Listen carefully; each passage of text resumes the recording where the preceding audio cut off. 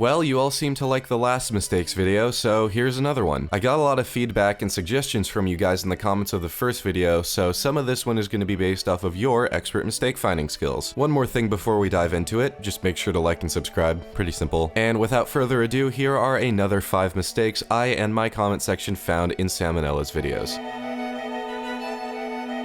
This one was suggested by Raphael Bezerra, hope I'm pronouncing that right. He says, also the fat Buddha isn't exactly Maitreya himself, but one of his incarnations, others being Jesus and Shiva. Now, this seems simple enough, right? Pretty easy claim to justify? Wrong. I spent so much time doing research for this one and trying to find out the right things to say that I couldn't have even got it all done during one trip to the California Department of Motor Vehicles. So basically, from my terrible understanding of various Wikipedia articles, Maitreya is sort of like a new age future Buddha that will be followed after the currently followed Buddha, Gautama, is no longer in favor. There have been a lot of people over the years that claim to be an incarnation of the Maitreya Buddha, such as fucking L. Ron Hubbard. Well, that took a dark turn. Anyways, one of the people who is thought to have been an incarnation of Maitreya is this guy named Budai, who was a 10th century Chinese monk, and from what I've read, basically an ancient version of Mr. Beast, just giving out candy and money and stuff. But the point here is that Budai isn't like the entire Maitreya, as Sam says, it's just a version of him, I guess. Buddhists, please feel free to point out my many sacrilegious fallacies in the comments below. Suggested by Kloridon, the Islamic moon symbol didn't originate with the Ottomans, as Sam says in his video. This is actually a pretty big oversight considering all it takes is one Google search to learn the truth. But the moon symbol has origins way before Islam was even a thing, being worshipped as a symbol of a deity in West Asian cultures. At some point, the Byzantine Empire took the symbol, which was then adopted by the Ottoman Turks after conquering the Byzantine capital of Constantinople? I hate that word. In 1453. Yet another entry courtesy of Kloridon, the cetacean pelvic bone, as mentioned by Sam in Top 10 Worst Animal Skeletons, is actually not just an evolutionary leftover from the days of their land-going ancestors. They do actually have a purpose. You see, in whales, the pelvic bone actually serves as an anchor point for, phallic control muscles. Basically, a bigger pelvic muscle serves as a bigger anchor point for whales to have bigger whale pee-pee, and that provides whales with a very important advantage in mating.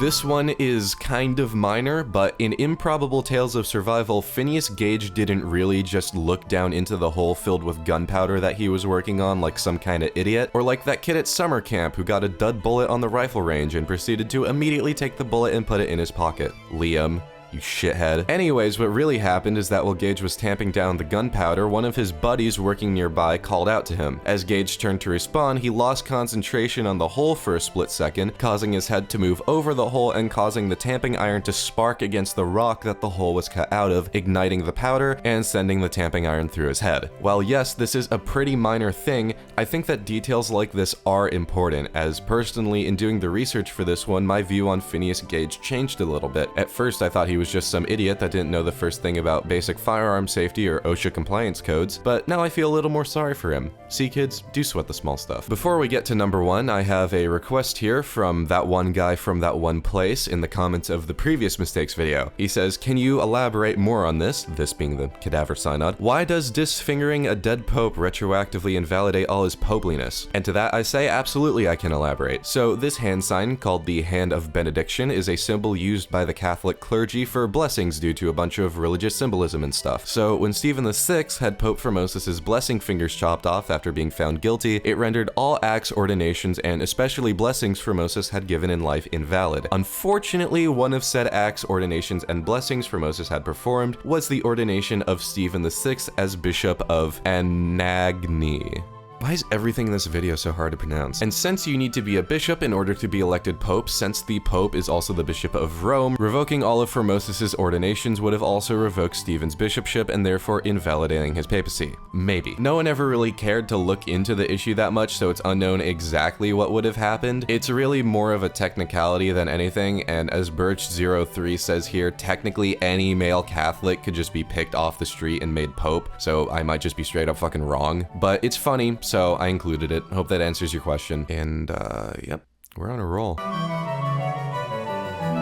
And finally, at number 1, in yet another drastic understatement of an absolutely bonkers historical event, Olga of Kiev didn't just bury the Drevlian diplomatic party outright and for no reason. The real story is kind of funny, I guess. Basically, the whole reason Olga went absolutely apeshit on the Drevlians in the first place was because they had previously murdered her husband, Igor, after he tried to get them to pay tribute. The Drevlians then had the audacity to send her a bunch of dudes and try to convince the lady whose husband they just killed to marry their prince. Olga, understandably being a little bit upset by this, told them to go back to their ship for the night and to come back tomorrow, but when they did, to say a very particular phrase: "We will not ride on horses nor go on foot. Carry us in our boat." The Drevlians obliged, and upon returning the next day and restating what Olga had told them to say, the people of Kiev, apparently getting Olga's wink-wink hint, picked up the ambassadors in their boat, carried them into Olga's court, and chucked the entire boat into a trench where they were buried alive. To add insult to fatality, Olga then stood over the trench as they were being buried, asking them if the honor was to their taste. What a giga-chad. Oh, and she also proceeded to use this tactic of luring in ambassadorial parties and just straight up murdering them, not once, not twice, but 3 separate times, goddamn. And yeah, those were 5 mistakes from Salmonella videos, and 1 clarification from the previous video, I guess. And 3 major religions offended in about 5 minutes. I hope you guys all liked that. I know that I sure had fun writing it and watching you guys pour into the comment section with your suggestions for this video. And